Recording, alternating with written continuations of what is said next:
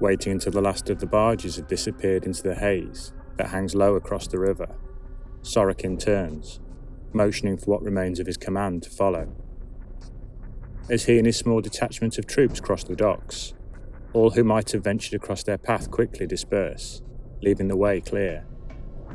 Minutes later, the group are travelling in a short column of American-built lorries away from the staging area, heading downriver for the next phase of the operation. The NKVD Colonel has been involved in this mission since it first commenced back in 1929, being part of the unit who had encountered the first subjects during the war with China. As a result, he is under no illusions that his own fate is now entwined with what will be the success or the failure of the city's defence. The journey will take over an hour, being forced to stop twice to avoid attacks by marauding enemy fighter bombers before they reach their destination. The small town of Beketovka, which lies just to the south of the city, and is where the gunboats and their crews are stood waiting impatiently, down at the side of the river. It is the captain of one of the two gunboats who repeatedly disrupts the briefing which has been delivered to him by the NKVD. A burly thug of a sailor by the name of Azov. He demands to know why his and the other boats that are present have been pulled away from the rest of the Volga Fleet. Dismissing this interruption, almost as if it had actually not taken place, Saurican initially continues to issue orders, delivering his words in a slow and deliberate manner, as if to ensure there will be no possible requirement for any further question to be asked of him. The job of the boats and their crews will be to form a picket line, retrieving any dead bodies that float down from the battlefield, before returning them ashore for inspection. Large items of debris and wreckage are also to be intercepted. Any ice floes of significant size will be destroyed by the use of their ordnance, grenades, or explosive charges. As Azov starts to speak again, his difficult nature almost certainly fueled by alcohol, Saurican slowly raises a hand in order to stop his deputy from striking the naval officer. In firm tones, he addresses the captain, reminding him there is a fine line between clarification of his orders and what could be perceived by a lesser man as sedition. He then dismisses the crews to go about their business, waiting until they are out of earshot before ordering his own men to take up their positions along the riverbank. The first few hours pass by largely without incident, and with evening approaching, anything of any real consequence has yet to transpire. As the NKVD party on the shore watches on intently, the smaller river monitors and torpedo boats move slowly around the river span, occasionally stopping to retrieve a passing body. Holding position a little further upstream from their number, the crews of the two larger gunboats stand silently by, in readiness at their weapons. And it's not long after darkness has fallen, with the boats out on the water having now turned on their searchlights, that the stifling and brooding atmosphere suddenly changes. Out at the leading edge of the small flotilla, the deck crew of one of the monitors has just finished hauling up a badly burned corpse onto the deck of their small vessel. Their attention dulled by the monotony of their task, those within the vicinity of the waterlogged corpse failed to notice it unsteadily rising back up to its feet. Moments later, the anguished screams of the sailor it has sunk its teeth into echo out into the dead of the night, immediately followed by a stuttering volley of small arms fire, which has been reflexively produced by the victim's comrades. For a short time, confusion reigns, as the searchlights of the rest of the ships in the line swivel this way and that, searching for the source of the chaos which is now in their midst.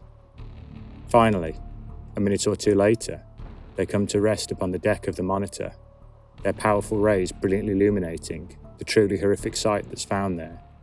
The bloodied sailor and the seared corpse both now in the act of pinning others to the deck of the beleaguered vessel, biting and clawing away at the men in their grasp. From the shore, Saurican immediately roars into the loudhailer he holds, ordering the other vessels to pull clear and for the crews of the two gunships to open fire on the monitor.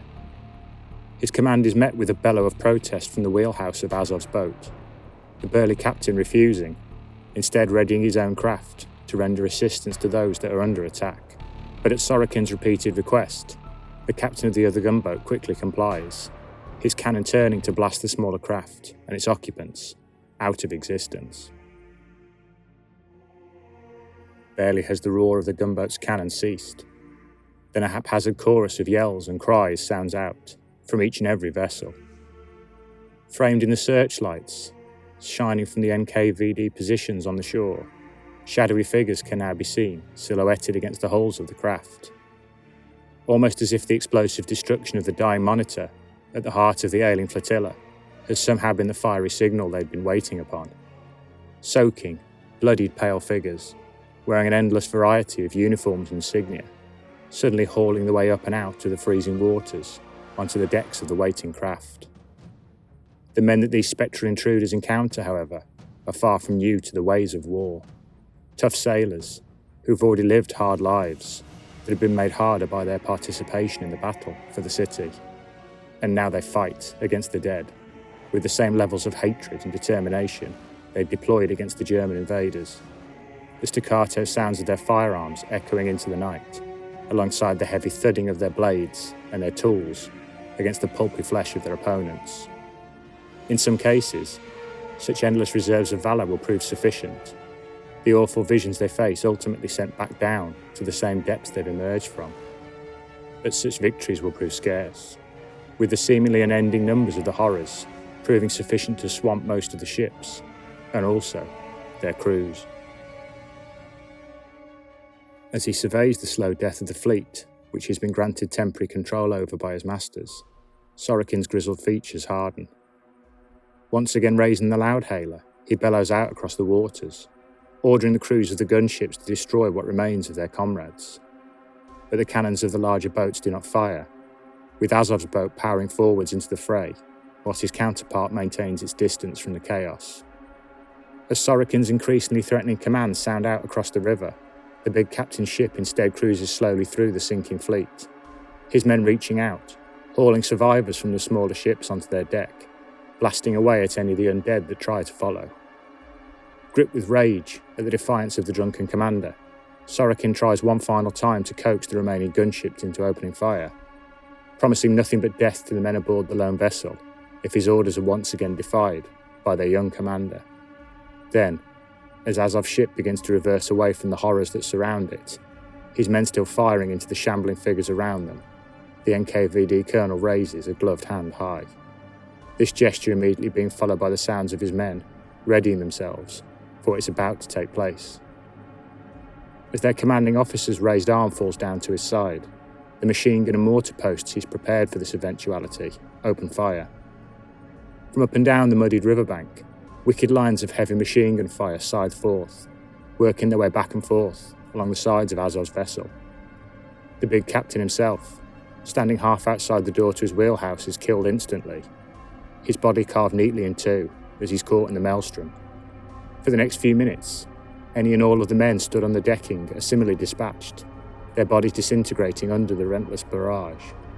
And as the machine guns sing their deadly song, mortar shells now rain down upon the dying vessel, condemning it and those upon it to a quick end.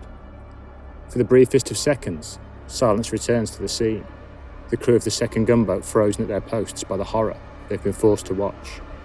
And then the Colonel's hand is once again raised, the machine gunners and mortar operators alongside him swivelling round to bear down upon the surviving gunboat. There's just enough time for the boat's commander to cry out, a lamentable plea for mercy, directed towards those waiting on the riverbank. But the fate of he and his crew has already been decided, sealed by his decision not to act upon his orders. The same storm of death that's just consumed their fellows now pours forth to end their lives. Turning on his heel, Saurican waves his deputies to come forwards, giving orders that 2 of the machine gun posts are to remain where they are.